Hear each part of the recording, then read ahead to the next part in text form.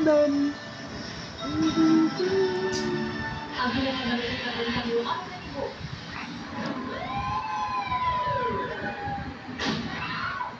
Lalaki sa General Santos City na wala ng mga daliti na masabugan ang gawakan ng paputok.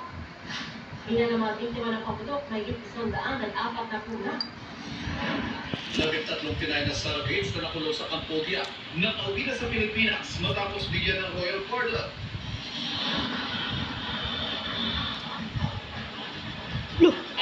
Nagliyab oh. Nag-crash landing at sumabog.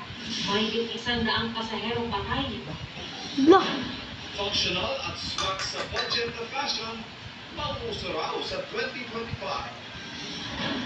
Ang pagkakahanda ng Kapuso Stars na makikisaya sa GMA Countdown to 2025.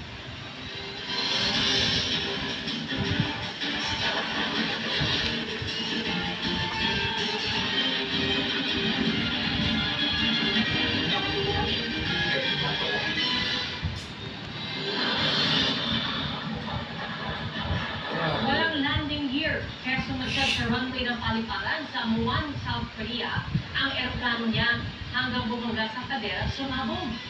Sa 181 sakay nito, 151 ang nasawi ayon sa Fire Agency Roon.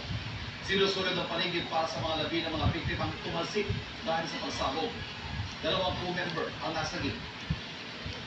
Galing Bangkok, Thailand ang Jeju Air flight na isang Boeing 737-800. Ang sa Transportation Ministry, lahat ng sakay ay South Korea at 2 ay Thai nationals. Walang Pinoy roon ayon sa ating konsulado.